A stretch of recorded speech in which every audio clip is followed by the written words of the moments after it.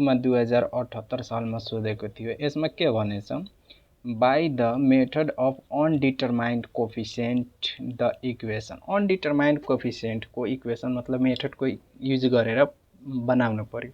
त सबसे पहिला हामी त यहाँ जुन दिएछ यहाँ हामी त यक्सको रूपमा प्रयोग गरे थियो। त यक्सको रूपमा प्रयोग गरेछ। तपाईलाई यदि टी को रूपमा लाग्छ भने टी को रूपमा, तर मलाई लाग्छ म यक्सको रूपमा बढी युज गर्छु नि, त टी लाई हामी यक्स मानिदेऊ। ठीक छ, टी जहाँ छ त्यहाँ यक्स गर्न मिल्छ मजाले। त यसलाई यसरी म लेख्न सक्छु एकचोटि, y plus y double dash plus y dash y equal e को power minus x plus 4x। यसरी लेख्न मिल्छ मजाले, किनकि मैले t को सट्टामा के मानिदियो, x मानिदियो। तपाईलाई जुन लाग्छ राम्रो त्यही गर्नु, तपाईलाई जुन राम्रो लाग्छ त्यही गर्नु। अब मलाई यो लाग्छ त्यही भएर अब तपाईहरुलाई के गर्नुपर्छ, सबसे पहिला हामीले द एक्जुलरली इक्वेसन निकाल्नु पर्छ। एक्जुलरली इक्वेसन निकाल्नको लागि हामीलाई एक्जुलरली इक्वेसन सोलुसन निकाल्नलाई के गर्नुपर्छ, यसलाई हामी जुन डबल ड्यास हो, ट्रिपल ड्यास हो मतलब एक M Q plus double dash हो त यम स्क्वायर, सिंगल हो मतलब यम प्लस यो 1 इक्वल 0।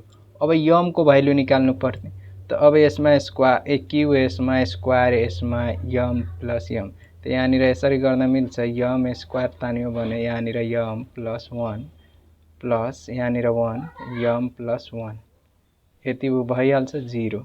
अब अर्को यो के भइदियो, यम स्क्वायर प्लस 1 इन्टु यम प्लस 1 इक्वल 0। अब यम को भ्यालु हुन सक्छ, यम को भ्यालु यो स्क्वायर को कारणले एउटै हो 1 हो, त यो प्लस माइनस 1 आउँछ। तर यहाँनिर यम त एउटै हो, त एउटा माइनस 1 आउँछ। मतलब यसलाई भन्नुको मतलब तीनवटा यम को भ्यालु आयो। त तीनवटा यम एउटा त दुईवटा इक्वल भइदियो, एउटा डिफरेन्ट भइदियो। त त्यो वाला हामीलाई फर्मुला लगाउनु पर्छ। त CF इक्वल हाम्रो के भइदियो, यो दुवै इक्वल हो मतलब alpha I plus minus beta भइदियो। अब त अल्फा यहाँनिर 0, त यसको मतलब C1 cos beta x, beta मतलब बीटा 1 हो। अब plus C2 sin beta x मतलब x। अब यहाँनिर e को पावर अल्फा गर्यो भने त अल्फा 0 हो त 1 हुन्छ, यति गर्यो।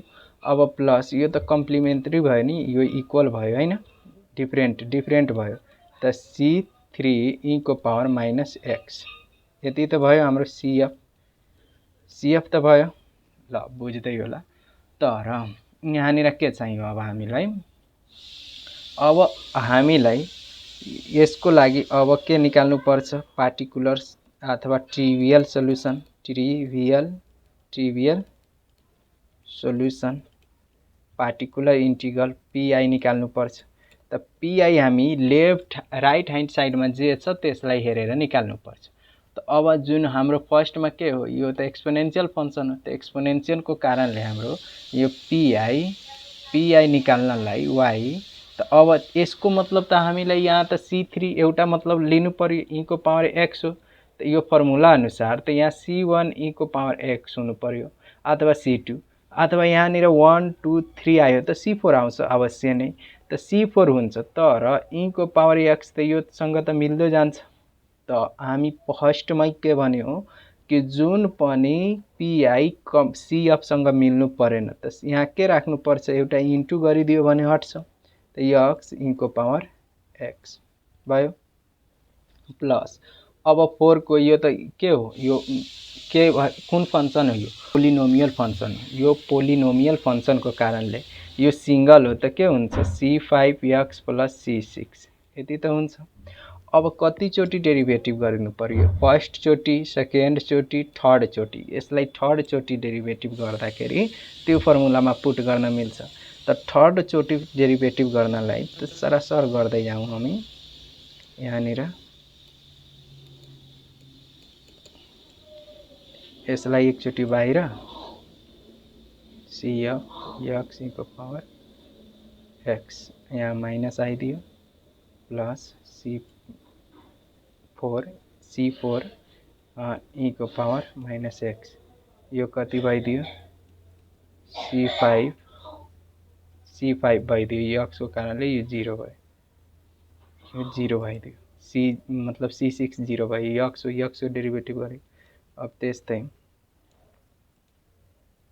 यसलाई यहाँ सेकेन्ड डेरिभेटिभ गऱ्यो भने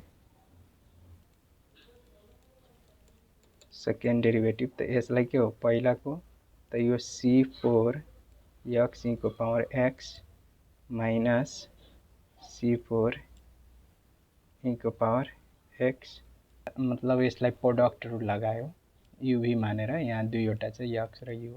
त यसको त पहिला पोजिटिभ हो, त पहिलादेखि यो मतलब नेगेटिभ हो, त यो के भइदियो, यसलाई मतलब फर्स्ट चोटि गर्यो भने यक्ससँग योसँग त पोजिटिभ गर्यो, तर अब यो त माइनसको माइनस, यक्सलाई गर्यो माइनस, तर यो त बच्यो। यसलाई डेरिभेटिभ गर्दा के हुन्छ, माइनस C4 ईको पावर माइनस 5x।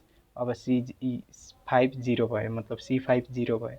यसलाई सच्याएर लेखिदियो, C4 यक्स ईको power minus x minus 2C4 ईको पावर माइनस 2x। अब यसलाई थर्ड चोटि डेरिभेटिभ गर्नु पर्यो।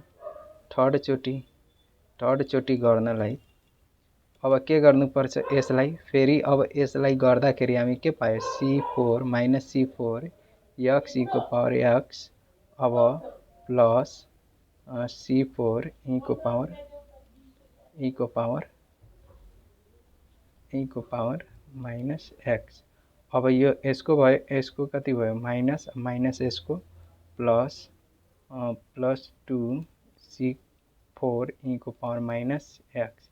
अब यसलाई के भयो, C4 त यो के भइदियो 3C4 ईको power minus x minus C4 x ईको पावर माइनस एक्स। यो कसको आइदियो, 3 को आइदियो। अब 1 2 3 सबै भ्यालु हामी कहाँ, इक्वेसन 1 मा पुट गर्नुपर्छ।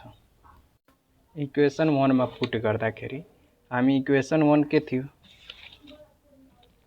C3C मतलब 3 वाला 2 वाला 1 वाला सबै पुट गर्नुपर्छ।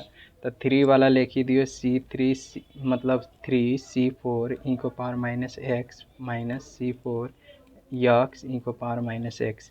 अब कसको पाली, C2 को, त 2 वाला कहाँ छ, यो हो, प्लस C4 यक्स ईको power minus x minus 2C4 ईको पावर माइनस एक्स।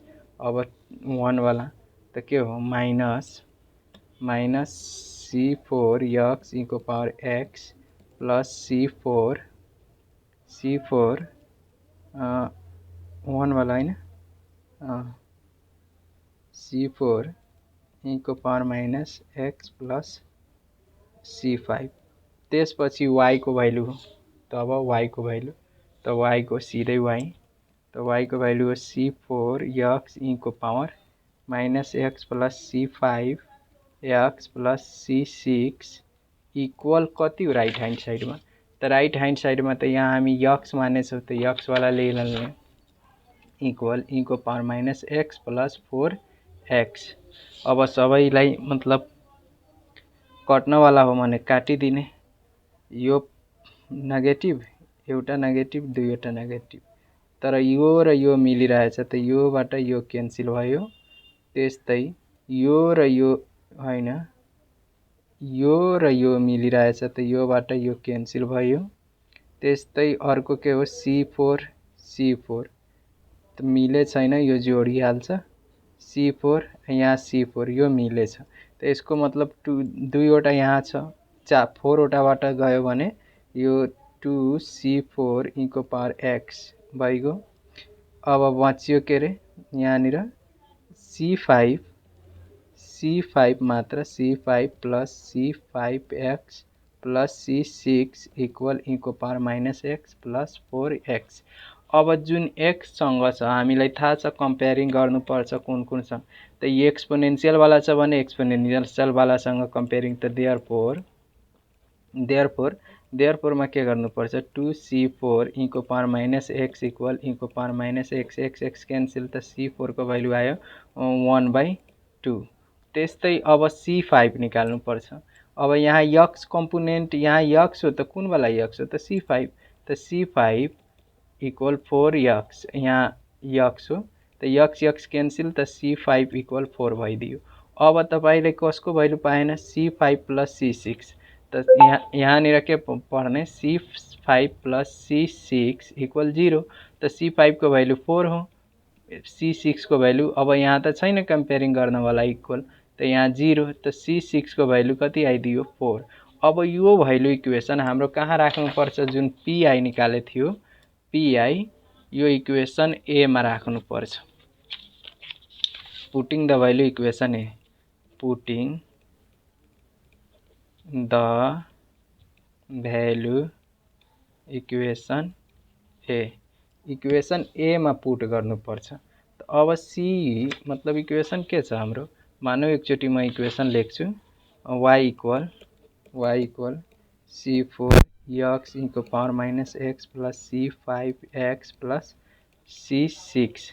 अब यो भ्यालु राखिदिने, C4 को value 1/2x into power minus x, C5 को भ्यालु 4x, C6 को भ्यालु -4, यही नै छ। अब यो भ्यालुलाई हामी जेनरल सोलुसन निकाल्नु पर्छ। जेनरल सोलुसन के हुन्छ, y इक्वल यो PI हो, त CF प्लस PI हुन्छ। त CF कति छ हाम्रो, CF निकाले थियो यहाँनिर हो, C1 cos x plus C2 sin x plus C3 into power minus x, C1 cos x plus C2 sin x plus C3 into power minus x। अब यो वाला solution plus 1/2x into power minus x plus 4x minus 4, यही हाम्रो के भइदियो, solution, answer भइदियो यही। तपाईहरु अब मजाले जुन पनि गर्न सक्नुहुन्छ। ल आजको लागि यति। यदि तपाईहरुलाई कुनै डाउट लाग्यो भने त्यो कमेन्टमा लेख्दा हुन्छ, म त्यसको सोल्भ गरेर कसो हुन्छ भने प्रयास गर्नवाला छु। हस्, धन्यवाद।